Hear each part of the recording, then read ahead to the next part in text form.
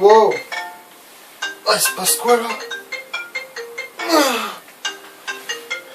Oui, c'est bon, calme-toi. Alors, les résultats. Southampton, Manchester, partout. Oh putain.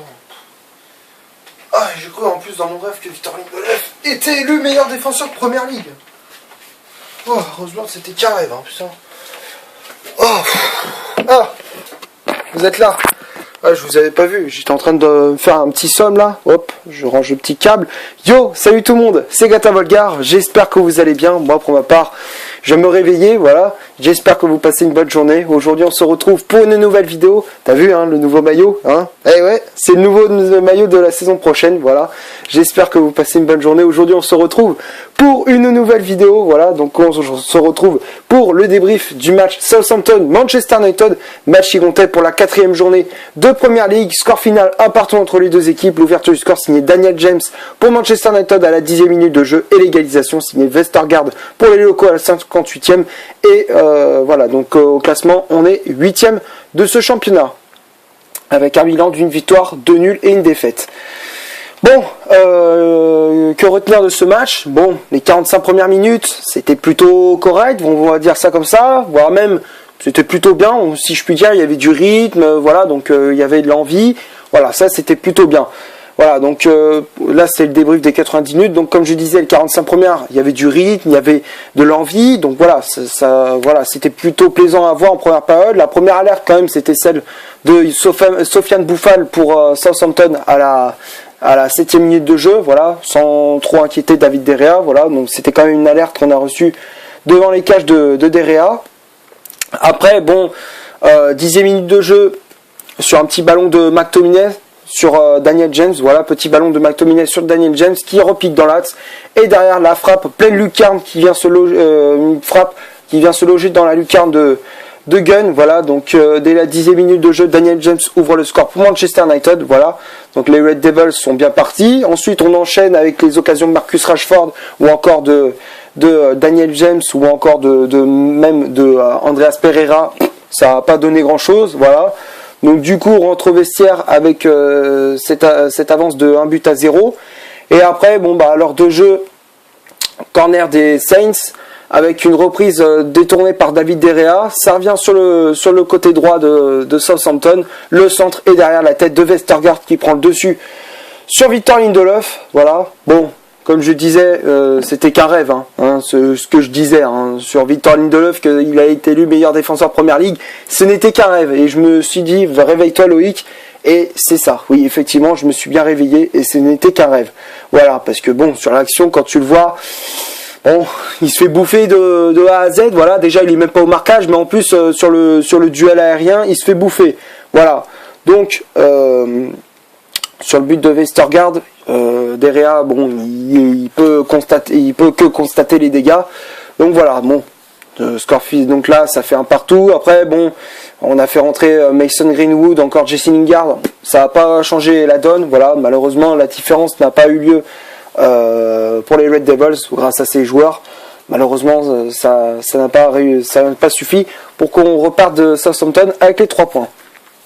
Voilà, donc on va passer maintenant au 11 de départ de Solskjaer, la composition d'équipe que Ole Gunnar Solskjaer a aligné pour ce Southampton Manchester United.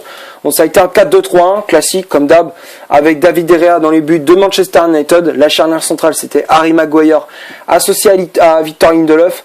Latéral droit Van Bissaka, latéral gauche Ashley Young et avec le brassard de capitaine, voilà, Ashley Young qui remplace Luke Shaw blessé, McTominay et Pogba devant la défense, Juan Mata en numéro 10, Daniel James milieu latéral gauche, Andreas Pereira milieu latéral droit et en pointe de l'attaque de Manchester United, c'était Marcus Rashford à la place d'Anthony Martial qui était absent durant cette rencontre et je ne sais pas pour quelle raison c'était, est-ce qu'il était blessé à l'entraînement, est-ce qu'il était suspendu, je ne sais pas. Clairement, je ne sais pas. Voilà, aucune idée de l'absence d'Anthony Martial. Voilà. Donc, voilà. Donc, dans le 11 de départ, bon, j'aurais préféré mettre Marcos Rojo que Victor Lindelof, même si, bon, je sais qu'un de nos défenseurs nous a quittés, c'était Chris Smalling, voilà. Donc, petite info mercato aussi. Chris Smalling qui est parti à l'AS Roma, voilà. Donc, il est en prêt d'une saison avec le club romain, voilà. Donc, bon courage à lui. et j'espère qu'il va faire une bonne saison avec les Italiens. Pareil pour Alexis Sanchez, voilà, qui est prêté une saison sans option d'achat avec l'Inter Milan, voilà, donc bon courage à lui aussi et bonne chance pour l'international chilien. Donc voilà, ça c'était la petite parenthèse mercato. Donc comme je disais, bon, en termes de défenseurs, on avait quand même des défenseurs de qualité. On a le petit Tuanzebe, on a Marcos Rojo, on a Phil Jones. Voilà, bon, c'est pas des grands défenseurs, mais voilà, c'est des défenseurs qui sont capables de bien défendre, comme Harry Maguire. Voilà, donc ça peut faire une bonne charnière centrale. Voilà, au lieu que ça soit la charnière centrale Lindelof-Maguire, j'aurais préféré un Maguire Rojo qu'un Maguire Lindelof, quoi. Voilà, donc personnellement, j'aurais fait une charnière centrale comme ça, mais bon, il a préféré mettre Victor Lindelof. Et ça encore une fois, ça n'a pas payé pour tenir une défense solide. Voilà, donc après, il y a eu les remplaçants qui étaient entrés en jeu. Il y avait Mason Greenwood qui était entré en jeu à la place de Scott McTominay, Matic qui était entré en jeu à la place de Juan Mata et Jesse Lingard à la place d'Andreas Pereira. Donc voilà pour la composition d'équipe de Manchester United. On va passer maintenant aux statistiques de cette vidéo. Voilà, donc côté Southampton, c'est 42% de possession de balle, 2 corners, 7 tirs au total, donc 2 tirs cadrés, 0 position de hors-jeu et 17 fautes commises. Donc ça c'est du côté de Southampton. Côté mancunien, 58% de possession de balle, 3 corners, 16 tirs au total dont la moitié était cadrée. Voilà, une position de hors-jeu et 7 fautes commises. Donc tout ça c'est du côté de Manchester United. Voilà, donc clairement, bon, je sais que le débrief n'est pas mieux que d'habitude, je sais, je le fais très vite parce que bon, c'est surtout qu'il n'y a pas grand chose à dire dans ce match, voilà, hormis que Manchester United a essayé de faire la différence en fin de match, mais bon, sans plus, quoi. En gros, c'est un débrief no comment, quoi, si tu préfères. Je fais pas de commentaires, c'est no comment. Voilà, donc on va passer maintenant au top et au flop de cette vidéo. Voilà, donc les tops pour moi, bon, c'est David De Gea qui a fait quand même un bon match. Il a sauvé plusieurs fois l'équipe de Manchester United. Il s'est rattrapé de son erreur face à Crystal Palace qui nous a coûté le point du nul. Voilà, à Old Trafford. Donc voilà, il a voulu se rattraper. Il s'est plutôt bien, s'il s'en est plutôt bien sorti le gardien espagnol. Voilà, donc il a fait un très bon match. Donc David De Gea, c'est le top. Après Maguire, bon. Lors du match contre Crystal Palace, j'avais trouvé décevant. Cette fois-ci, il s'est bien rattrapé lui aussi face à Southampton. Voilà, donc Harry Maguire, je le mettrai dans le top. Voilà, très bon match de la part du défenseur anglais. Victor Lindelof, bon, encore une fois, il se fait bouffer. Donc voilà, après, quand même, défensivement, c'est fébrile, quoi. Victor Lindelof, c'est assez fébrile. Donc le défenseur suédois, c'est le flop. Voilà. Wan-Bissaka, bon match aussi de la part du latéral droit de Manchester United. Voilà, donc Wan-Bissaka c'est le top. Ashley Young, bon, mine de rien, contre Crystal Palace, il a fait une bonne entrée en jeu et cette fois-ci il a encore confirmé qu'il était très bon. Voilà, donc il a confirmé qu'il a été au top. Voilà, donc Ashley Young pour moi c'est le top. Mine de rien, même si bon c'est pas le meilleur latéral qu'on a, quand même il a apporté de la grinta et de l'envie sur le terrain. Voilà, donc il a prouvé qu'il avait du mordant et que voilà, donc il pouvait continuer, il pouvait compter sur Solskjaer. Enfin, Solskjaer pouvait compter sur lui. Voilà, donc il a prouvé à Solskjaer qu'il était capable de faire d'apporter du plus offensivement et défensivement. Voilà, donc Ashley Young c'est le top. Pogba et McTominay, bon Pogba j'ai trouvé un petit peu décevant durant ce match. Voilà. Pogba, je le mettrai dans le flop. McTominay, bon, il a fait quand même une très bonne prestation de la part très bonne prestation, voilà. Voilà, bon match de la part du joueur écossais, donc ça fait un top pour Manchester United et un flop pour Paul Pogba, voilà. McTominay top, Pogba flop.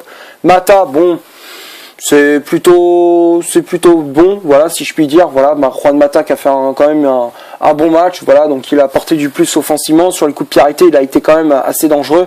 Voilà, donc Juan Mata quand même c'est le top, voilà, donc voilà, Juan Mata il a fait un très bon match. Andreas Pereira et Daniel James pareil, très bon match des deux joueurs de Manchester United.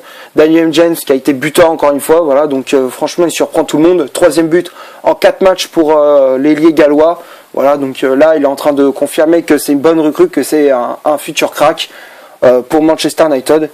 Après, Andreas Pereira, pareil, il a été très très bon sur les centres. Il a fait il a dressé quelques bons centres pour Marcus Rashford.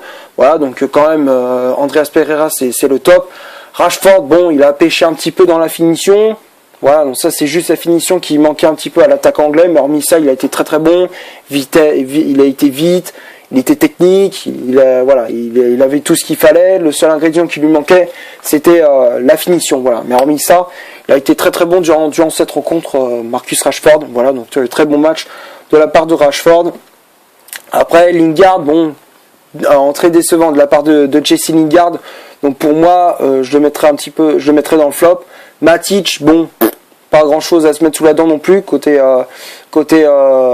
remplaçant du côté de Manchester United, hormis Mason Greenwood où j'ai trouvé très très bon. Il était entré en jeu, bam, une frappe repoussée par Gunn, voilà, donc il avait apporté du plus à l'attaque de Manchester United, voilà, donc offensivement il a été très très bon. Donc pour moi Mason Greenwood il a été très bon depuis son entrée en jeu, voilà. Donc globalement les seuls flops de cette rencontre sont Lindelof, Pogba, Lingard et Matic. Voilà, donc c'est tout ce que j'avais à dire pour ce débrief entre Southampton et Manchester United. J'espère que la vidéo vous aura plu. Si c'est le cas, vous laissez un énorme like. Tu cliques ici pour t'abonner, pour rien rater de mes vidéos. Tu cliques ici pour en voir une autre si tu le souhaites. Et moi je te dis à la prochaine pour une prochaine vidéo. Ciao.